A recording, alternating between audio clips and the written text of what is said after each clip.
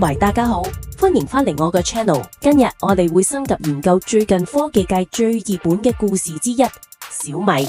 創辦人兼 CEO 黎君啱啱做完佢個年度演講，發佈咗大家萬眾期待嘅小米17 Series 系列。但個大矛盾嚟啦，活動一完，小米股價竟然暴跌8%，市值仲蒸發咗驚人嘅1200億港元。好多人問緊，小米係咪有大麻煩啦？係咪代表個牌子玩完？我哋見到大批嘅批評者話，黎君嗰個人品牌冧咗，覺得小米嘅根基全部靠佢個 IP。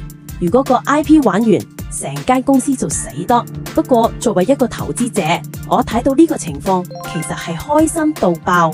點解啊？因為市場恐慌，其實就係你用折頭價格買入一間優質公司嘅好機會。今日我就會話俾你知，點解我深信小米真正嘅危機唔係呢啲負面報道，而係當傳媒靜止批評佢嘅嗰陣。我哋首先處理第一個，亦都係最普遍嘅批評：小米無權建立喺黎君個人 IP 上邊，一旦佢冇晒信用，成個盤就會散。呢個講法根本站唔住腳，亦過唔到全球市場嘅考驗。係啊，黎君喺中國大陸嘅影響力係勁大，佢嘅魅力同埋演講絕對可以推高內地銷售。但睇下全球市場啦，小米喺歐洲、東南亞同埋全球超過60個國家嘅智能手機銷售入邊，長期都係企喺頭3位。百靈定亞佳達嘅消費者會因為認得黎君而買小米電話嗎？9成9都唔會。事實上，小米嘅強項係佢嘅產品策略同競爭力，用極進軍嘅價錢提供高質素嘅規格，而唔係靠一個名人。全球銷售證明咗呢間公司嘅根基比一個單一 IP 穩陣多隻㗎。第二個常見嘅攻擊係小米只係擊中 marketing， 即係市場推廣。佢嘅靠炒作冇真材料嘅技術。如果你係一個認真嘅投資者，你係要根據間公司嘅財務表現去判斷佢個 marketing。咁個 marketing 有冇為佢嘅帶嚟一啲超額嘅利潤先呢？小米個 marketing 梗係醒目，但你睇下財報啦，佢哋有個好出名嘅承諾，就係會將硬件利潤率維持喺5%以下。佢哋唔係用進軍嘅 marketing 嚟抬高價錢，或者從消費者度榨取一啲巨額嘅利潤。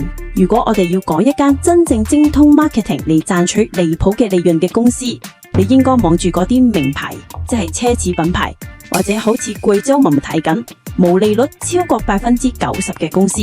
小米同呢個模式啱啱好相反，佢哋對自己微薄嘅利潤率係公開透明嘅。小米係一間用 marketing 嚟推動銷售同效率，而唔係一間嚟擋砸嘅公司。呢一點對某啲人嚟講係一個獨特同埋令人好文趣嘅古言文化。佢哋嘅產品海報上嗰啲出名嘅謙虛或者含糊嘅免責聲明，譬如話個附件功能係研究目標或者係低光之王，然後加粒細細嘅星號。批評者話呢個係唔誠實同埋誤導。但不如我哋從兩個角度睇下呢件事。法律踢入係好多地方，包括中國大陸，你唔可以合法聲稱自己喺任何類別都係冇爭議嘅 No.1， 即係第一位，除非係一個有條件嘅陳述或者內部目標，加嗰啲細節唔係呃人。呢個係一個尊重法律同監管要求嘅行為，尤其係比一啲公然無視法規嘅公司好多嘅。消費者嘅關心，而係佢哋回半坑技術。消費者買嘅係價值，而唔係免責聲明。小米做到提供價值之餘，亦設法遵守法例。投資者嘅樂趣，恐慌就係一份套利。咁講返去股價插水靠電視，事實上股價跌8%，同埋市值蒸發咗1200億港元，純粹係俾啲噪音同埋句推動感性性下意識嘅反應，將發佈會同埋市場認知混亂咗嚟睇。作為一個長鏈投資者，我對上年啲負面報道同埋短期恐慌只有一樣情緒，我真心好開心。我最憎馬上過度興奮，將估值推到好不實際嘅高位。呢種持續不斷嘅批評同埋懷疑，令到小米嘅股價好少會俾人高估。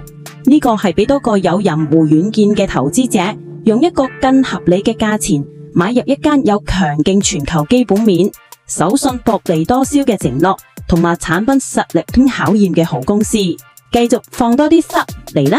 只要馬上繼續糾纏住喺呢一啲噪音度，聰明嘅資金就可以靜靜嘅不斷吸納呢間繼續執行過長遠策略嘅公司股份啦。你又點睇？